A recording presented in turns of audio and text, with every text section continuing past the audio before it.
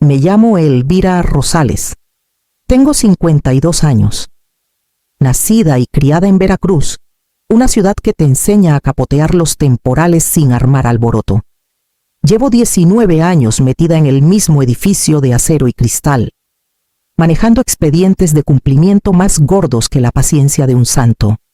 No soy de las que gritan, no soy de las que deslumbran, pero me acuerdo de cada firma que se ha puesto en tinta. Y esta noche estoy parada en la sala de juntas viendo cómo tiembla el hombre que me despidió detrás de un podio. El aire huele a sudor y a miedo. Las laptops traquetean. Uno de los ejecutivos más jóvenes balbucea un informe que apenas puede leer. Las gráficas parpadean en rojo en la pantalla, fondos desaparecidos, facturas duplicadas, firmas falsificadas. El presidente de la Junta fulmina con la mirada a lo largo de la mesa. La mano de Gregorio Landa tiembla mientras se acomoda la corbata. Su caniche gime debajo de la mesa, oliendo su pánico. Ya nadie lo mira a él. Me miran a mí. La mujer que echó como si fuera un trasto de oficina hace 48 horas. Señora Rosales, dice el presidente con cuidado. ¿Estos documentos vinieron de usted? Asiento una vez. Mi voz se mantiene firme. Cada renglón fue aprobado bajo su nombre. El silencio que sigue es casi tierno, como la pausa antes del trueno. Y luego el flash, 2 días antes. Todavía siento el ardor de ese momento, la oficina de cristal. El skyline de la ciudad detrás de él. La luz del sol filosa como navaja. Gregorio se recuesta en la silla vieja de su padre, con una sonrisita de sobrado. Recoge tus cosas. 1 minuto, ni uno más. Su perro gruñe desde el rincón. El sonido de un animal consentido que imita a su dueño. 19 años de trabajo reducidos a una frase. Me arde el pecho, pero la voz no me tiembla. Recojo mi carpeta, lo miro fijo a los ojos y le digo, te reto. Parpadea, desconcertado por mi calma. Tal vez pensó que estaba faroleando. Tal vez no se dio cuenta de que, escondida entre esos contratos interminables que su padre me confió redactar, había una cláusula que haría posible este día. De vuelta en la sala de juntas, la voz de Gregorio se quiebra. Esto es un malentendido, pero ya está hecho. La tormenta cambió de rumbo, y ya no soy yo la que está en su camino. A la mañana siguiente, la oficina estaba demasiado callada. Hasta el aire acondicionado zumbaba distinto, como si el edificio supiera que algo se había terminado. Mi placa todavía colgaba en la puerta, pero parecía de una desconocida. Empecé a empacar despacio archivo por archivo, cajón por cajón. Cada carpeta guardaba un recuerdo, la primera auditoría de cumplimiento que salvé después de la crisis del 2008. Las noches largas que Harold Landa y yo pasamos tachando contratos hasta el amanecer, el olor de su café negro y sus puros baratos mezclándose con la tinta de la impresora. Harold era rudo por fuera, pero justo. Solía decir, la integridad no es papeleo, Elvira. Es cómo te portas cuando nadie revisa el papeleo. Me detuve, con los dedos sobre la foto enmarcada del equipo original. Ahí estábamos 12 sonriendo, con las mangas arremangadas, creyendo que construíamos algo que valía la pena. La mayoría ya no estaba. Ascensos, traslados, quemazón. Algunos simplemente dejaron de creer. Las cajas de cartón se llenaron rápido. Mi escritorio quedó desnudo sin las carpetas que habían sido mi armadura. A través de las paredes de cristal, veía a los más jóvenes fingiendo que no me veían. Susurraban. Desviaban la mirada cada vez que alzaba la vista. La lealtad. Me di cuenta. Es invisible hasta que se esfuma. Cuando por fin salí, el guardia de seguridad me dio un leve cabeceo, pero no dijo nada. Las puertas del elevador se cerraron con un suspiro metálico que sonaba demasiado a alivio. La casa me esperaba como un pensamiento tardío. Mi casita en fila en el barrio de La Boca había sido mi refugio por años, pero esa noche se sentía más chica, llena de ecos de la empresa que acababa de dejar. Puse las cajas en el piso y las miré hasta que prendieron las farolas. Una caja decía, personal guardar con cuidado. Adentro estaban mis certificados, libretas viejas y una carpeta de cuero que no había tocado en años. Pasé el pulgar por la etiqueta en la letra de Harold ordenada, deliberada. Me la había dado la semana antes de morir, diciendo solo, sabrás cuándo abrirla. Hasta ese momento no lo había sabido, pero esa noche las palabras pesaban más que nunca. Esa noche el silencio se sentía antinatural, apretaba contra las paredes de mi casa, pesado y deliberado, como el que sigue a un portazo. Me senté en la mesa de la cocina, rodeada del desastre de la rutina, papeles de despido, cuentas pendientes, una taza de café a medio tomar ya frío. Cada superficie que antes tenía orden ahora llevaba prueba de que mi vida se había desarmado en menos de un minuto. El celular vibró una vez, luego otra. Mensajes de gente que antes llenaba mis días de ruido. Acabo de enterarme, Elvira. Lo siento mucho. RH dice que no debemos contactarte. No debió hacerte eso. Miré las palabras hasta que se emborronaron. Querían ayudar, pero la culpa y el miedo tienen la misma voz. Al final, la pantalla se apagó, dejándome sola con el zumbido quedito del refri y los ruidos lejanos de la ciudad más allá de la ventana. La carpeta de cuero seguía donde la dejé en la mesa. Personal, guardar con cuidado. La abrí, medio esperando solo notas descoloridas y certificados viejos.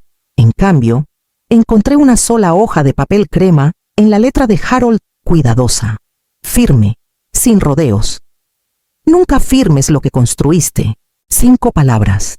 Y de pronto lo oía otra vez, el humor seco, la ronquera en la voz, la forma en que se recostaba en la silla después de cada victoria, diciendo, protegemos la base, no los muebles.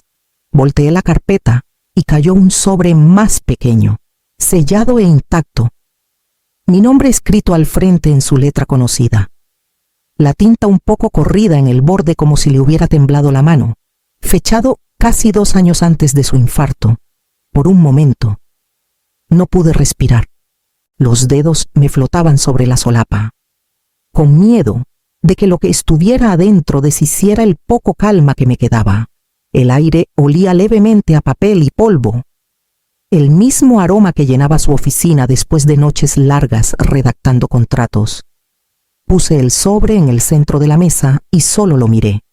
El peso de 19 años aplastando en un silencio absoluto, esperando. 2 días después de que salí, la página web de la empresa cambió. El logo azul marino que Harold había diseñado sólido, discreto, fue reemplazado por algo brillante y gritón, con el lema «El futuro empieza aquí». Parecía cartel de startup que ya olvidó que vende. Gregorio Landa desfilaba por la sede como hombre ensayando su propia biografía. La oficina de su padre, antes un espacio tranquilo, lleno de planos y notas a mano, se había convertido en escenario. Los estantes de cristal ahora tenían fotos enmarcadas de Gregorio, estrechando manos con influencers que nunca había oído. En el escritorio estaba su caniche, un copo blanco de autocomplacencia, posado en un secante de cuero que antes sostenía borradores de contratos. La energía lo es todo, les dijo a un grupo de pasantes una tarde. Paseando con las mangas arremangadas, no mantenemos, evolucionamos. Para fin de semana, había echado a 3 gerentes senior por falta de alineación y recontratado a 2 amigos de la universidad como consultores estratégicos. Los pasillos vibraban de excitación nerviosa, esa que esconde miedo bajo aplausos. Algunos lo llamaban progreso. Los más viejos lo llamaban desmadre. Luego vinieron sus posts en redes, fotos de un retiro de liderazgo en Cancún. Él con lentes de espejo junto a un yate rentado. Hashtags de visión e innovación. Pero debajo del show se formaban grietitas. Una noche tarde, mientras ordenaba papeles en casa, mi celular vibró con un mensaje de número desconocido. Oye, señora Rosales, soy Benito, de finanzas. Sé que no debemos hablar, pero debería ver esto. Siguió un correo, una hoja de cálculo, muy censurada pero igual de condenatoria. Reembolsos de viajes que no cuadraban, honorarios de consultoría sin nombres de destinatarios, gastos de entretenimiento codificados como bienestar laboral. Al pie del archivo, una nota al margen destacaba: se está quemando la lana rápido. Miré los números hasta que las columnas se emborronaron. Ya no era solo soberbia, era descuido, del que devora imperios. Y por primera vez desde esa mañana humillante, sentí el leve cosquilleo de un propósito otra vez frío, deliberado, esperando su hora. No abrí el sobre de inmediato. Se quedó en la mesa horas retándome. Pasó la medianoche, luego la 1. Y la ciudad afuera se hundió en ese silencio que solo notan los que no pegan ojo. Al fin rompí el sello. Adentro había una hoja gruesa, doblada 2 veces, crujiente a pesar de los años. El encabezado era formal memorándum de contingencia ética. Debajo, la firma de Harold Land a tinta pesada. Trazos firmes anclaba la página como hombre que aún se negaba a borrarse. El lenguaje era inconfundiblemente suyo, sin paja, sin ambigüedad, solo una cláusula limpia.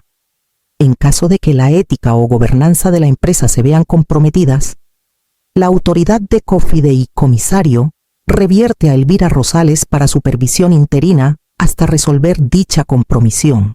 Abajo, un sello notarial brillaba tenue bajo la luz de la cocina, y junto a él, una segunda firma que reconocí el abogado de confianza de la Junta, fechada 3 meses antes del infarto de Harold. Me recosté en la silla. La habitación de pronto más fría.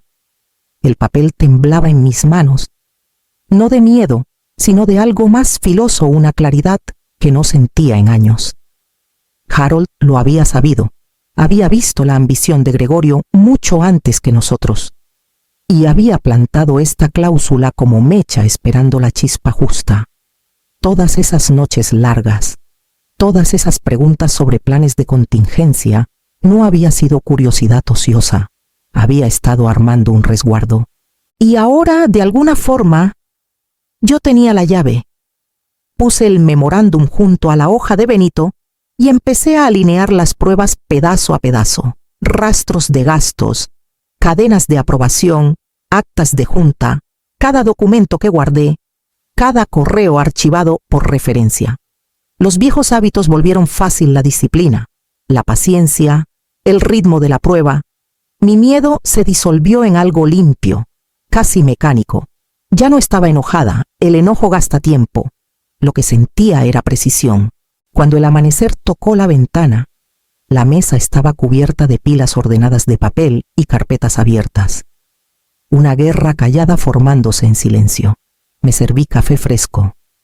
Firmé mis iniciales en una hoja en blanco y susurré al cuarto vacío: vamos a terminar lo que él empezó.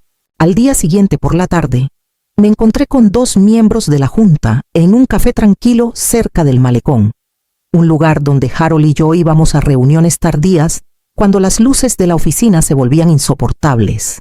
Las mismas mesas de madera gastada, el mismo olor a espresso quemado, solo que ahora nos sentábamos en el rincón del fondo, hablando bajito. Frente a mí estaba Miriam Telles, la oficial financiera de más antigüedad, y Daniel Chavarría, un director externo conocido más por su silencio que por sus opiniones. Se veían inquietos, como gente que aceptó algo antes de entender qué implicaba. Deslicé una carpeta por la mesa. Adentro estaban las copias reportes de gastos, reclamos de viajes, facturas de consultoría que no llevaban a ningún lado. Miriam las hojeó, frunciendo el ceño con cada página. ¿Aprobó todo esto? Él mismo preguntó quedito. Cada firma coincide, dije. Y esos consultores no existen. Un pago hasta usó el número de ruta del fondo de pensiones. Daniel exhaló despacio. Si esto se filtra, los inversionistas van a entrar en pánico. Si no se filtra, dije, no quedará empresa que proteger. Nadie habló un rato. El sonido de las olas chocando contra el muelle llenó el espacio entre nosotros. Cuando se fueron, Miriam prometió revisar los archivos internamente. Se notaba que lo decía en serio, pero también sabía que el miedo corre más rápido que la conciencia. Para cuando llegué a casa esa tarde, ya había un sobre en mi bandeja, membrete legal. cese y desista. El lenguaje era pulido pero venenoso, acusaciones de difamación, amenazas de acción legal, si continuaba difundiendo alegatos sin fundamento. El abogado de Gregorio no perdió tiempo.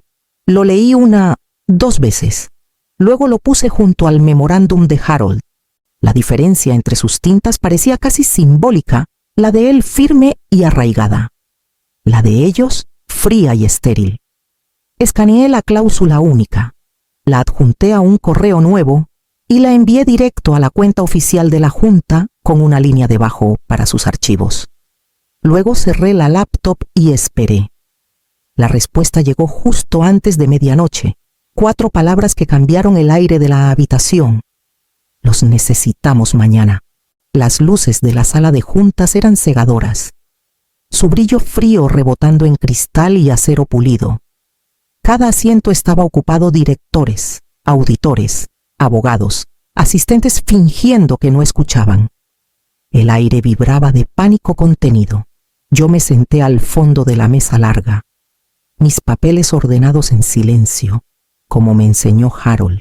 Gregorio irrumpió 15 minutos tarde, con lentes oscuros todavía puestos a pesar de la habitación sin ventanas. Su caniche trotaba a su lado, uñas cliclando contra el piso. Nos regaló una sonrisa para desarmar, pero solo reveló cuánto sudaba. Vaya, dijo, tirando la chaqueta sobre una silla. Esto es una sorpresa. Me dijeron que era sobre proyecciones. Nadie rió. El presidente, un señor mayor de voz cuidadosa, carraspeó. Hemos revisado algunas irregularidades en los registros financieros. La señora Rosales nos las trajo a la atención. Los ojos de Gregorio saltaron hacia mí, filosos y burlones. Claro que sí. Ha estado tratando de hacerse relevante desde que se fue. No respondí. La auditora principal, una mujer llamada Renata, chasqueó su pluma y empezó a leer su informe. Cada cifra caía como martillo. Retiros no autorizados, pagos a proveedores falsos, códigos de cuenta superpuestos. Cada detalle coincidía con los documentos que envié. Gregorio se recostó, sonriendo con sorna. Esto es ridículo. Esas facturas eran parte del presupuesto de expansión. Si entendieran estrategia de crecimiento, tal vez lían los documentos, dije, mi voz cortando limpia su frase. Las palabras quedaron ahí, simples y firmes. Renata le pasó los reportes impresos. Su sonrisa se tambaleó a mitad de la primera página. El presidente juntó las manos. Hasta que se aclaren estos puntos, la Junta vota la suspensión temporal de su autoridad como director general interino. Gregorio se puso de pie, rojo subiendo por el cuello. No pueden las acciones de mi padre. Están bajo supervisión fiduciaria. Lo interrumpió el presidente, efectivo de inmediato. El mazo golpeó la mesa suave, final como puerta que se cierra. La boca de Gregorio se abrió, pero no salió sonido. El caniche gimoteó bajo el silencio. Chiquito y desamparado su dueño de pronto sin mando. Nadie me miró. No hacía falta. La habitación ya sabía quién mandaba. La reunión se levantó en un borbollote de argumentos susurrados y sillas raspando. Pero Gregorio no se fue. Se quedó junto a la puerta, paseando en líneas cortas y furiosas. La Junta salió uno a uno, voces bajas, el sonido de zapatos caros desvaneciéndose por el pasillo. Cuando se fue el último, se volvió hacia mí. ¿Crees que esto terminó? Su tono se quebró bajo lo que antes era seguridad. Me humillaste delante de ellos, pero puedo arreglarlo. Te reinstalo mismo puesto, sueldo más alto. Les diremos que fue un malentendido. Recogí mis papeles despacio. Como quien maneja cristal ya roto, no es malentendido. Gregorio, es aritmética. Dio un paso más cerca. Bueno, ¿quieres más? Pídelo. Haré disculpa pública. Sacaré comunicado. Puedes tener lo que quieras. El caniche ladró una vez, asustado por su voz. Luego se escondió detrás de una silla. Se veía más chico, sin la arrogancia para llenar el espacio. Lo miré a los ojos. Ya me retaste una vez. ¿Recuerdas cuando dijiste que tenía un minuto para desaparecer? Acabo de aceptar. Su boca se apretó. Palabras amontonándose detrás de los dientes. El silencio entre nosotros pesaba más que los argumentos que no sabía hacer. La puerta se abrió. Volvió el presidente con el abogado de la empresa y 2 asistentes cargando carpetas. La junta completó la votación. Dijo quedito: señor Landa, su puesto queda terminado con efecto inmediato. Señora Rosales, queda nombrada directora general interina hasta nuevas elecciones. Gregorio miró el piso, color drenándose de su cara. El abogado puso un sobre en su mano formalidad. Nada más. Cuando por fin salió, su reflejo pasó el mío en la pared de cristal. Por un breve instante, parecía que cambiábamos lugares el mismo cuarto. Diferente balance de poder. Afuera. Flashes de cámaras de prensa iluminaron el lobby como relámpagos. Preguntas borrosas contra el cristal, amortiguadas por la distancia. No contesté ninguna, por una vez. El silencio habló lo bastante fuerte. La semana siguiente se sintió como el primer respiro después de bucear hondo. La oficina seguía igual, paredes de cristal, luces zumbando, olor leve a café recalentado, pero el aire había cambiado. La gente hablaba más bajo, se movía más lento, como si el edificio esperara ver si podía confiar en mí otra vez. Mi primer acto fue simple traje de vuelta a los que habían echado en la reestructuración de Gregorio, al director de TI, a los analistas de cumplimiento, hasta al conserje cuya jornada recortaron a la mitad para optimizar recursos. Volvieron calladitos, sin fanfarria, cargando sus cajas por las mismas puertas de donde los escoltaron afuera, uno a uno. Las luces de los escritorios vacíos volvieron a encenderse. Para mediodía, firmé órdenes congelando todos los proyectos de vanidad, nada más. Retiros de innovación, nada más patrocinios con influencers brillantes.